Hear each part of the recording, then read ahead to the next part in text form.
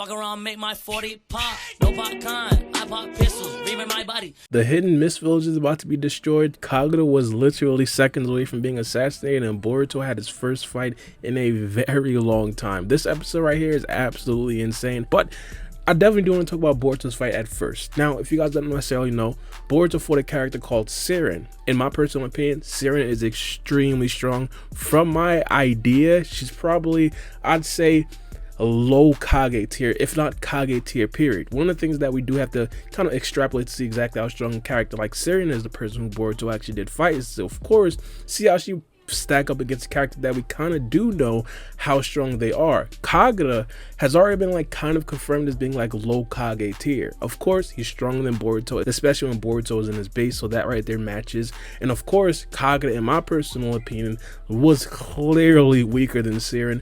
It looked like Saren had a very strong upper hand on both Boruto and Kagura at one point. And remind you guys, Boruto and Kagura, they were literally working together. So I'm not gonna lie, if I'd actually give my guess, I'd definitely say that Saren may actually be Kage tier, and Boruto went toe to toe with Saren. I think one of the best things about this episode has to be the actual start of Boruto's fight. If you guys don't necessarily know this, I've always wanted Naruto to do something like this. Naruto used to never adequately use his shadow clones early in an interaction. Boruto did just exactly that. Boruto was sitting down chilling, but also he left the shadow clone monitoring his own body. Naruto rarely did that. Kakashi did that. Jiraiya did that. Of course, Naruto's masters did that, but he never really picked it up. Boruto picked it up though. I mean, that right there, in my personal opinion, just shows me that Boruto is absolutely elite. One of the things that we've always been dying for is to see exactly how strong a character like Boruto is, especially when he is in his base form.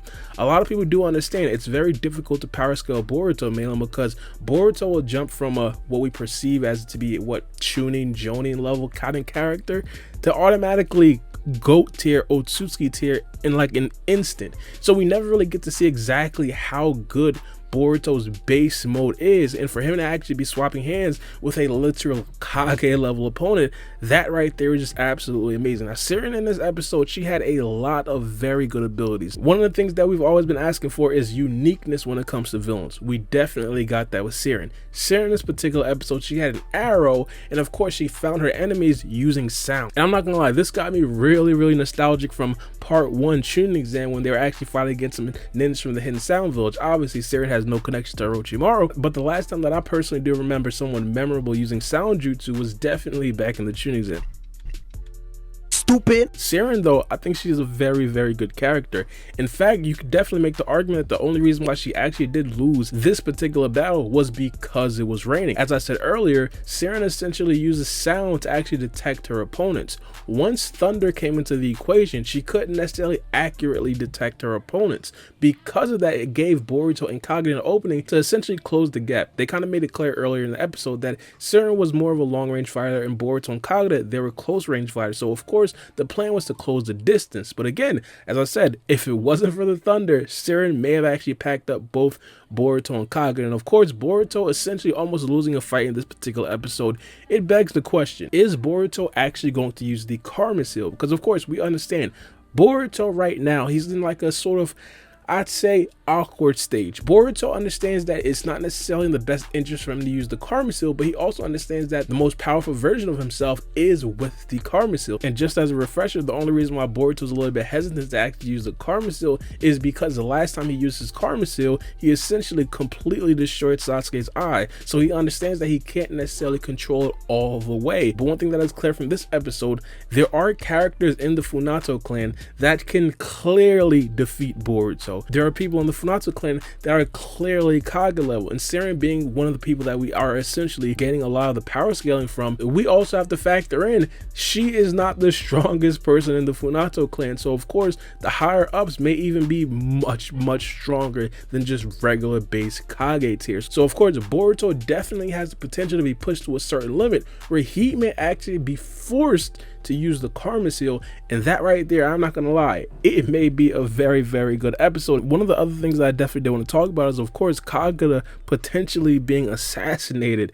It seems that the threat has cooled a bit. Now, if you guys don't necessarily know what I'm talking about, Hibichigo, essentially, once she realized that her sentence wasn't necessarily going to come down a lot, she got extremely upset. Now, if you guys don't necessarily recall, there are some characters from the Hidden Mist Village. They were actually prisoners. They were actually set to come on the mission alongside Kagura, and the reward was a shorter jail sentence. Now, as I said, once Hibichigo found out that they were only shaving 3 years off her sentence, she wasn't going. She was trying to pull up on Kagura, trying to pack him up, roll him in the spliff, and essentially have him swimming with the fishes word to the Hidden Mist Village. But it turns out that that wasn't the case.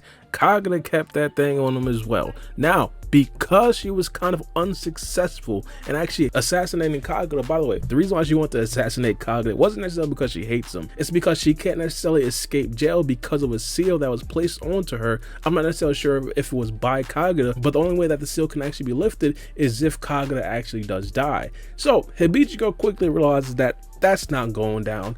And then she understands that the island that she's currently on, that Kage is currently occupying, is actually getting attacked and ransacked by the Funato clan. So it seemed that she may have actually switched sides in this particular episode. And honestly, she was tempted herself. But later on towards the end of the episode, it seems that Kagura still kind of believes in her. And honestly, she's kind of confused as well, man, because the Funato clan literally tried to attack her as well. So it seems like she's like in a malaise right now. But Kagura still wants her on the team, but Hibichigo herself still doesn't necessarily want to be on Kagura's team. So it just makes for a very difficult situation. The anime is putting out some very, very good content. Hopefully they continue to put out this much elite content. I may actually start to cover the anime a little bit more, but it's been your boy Baara B, and we out.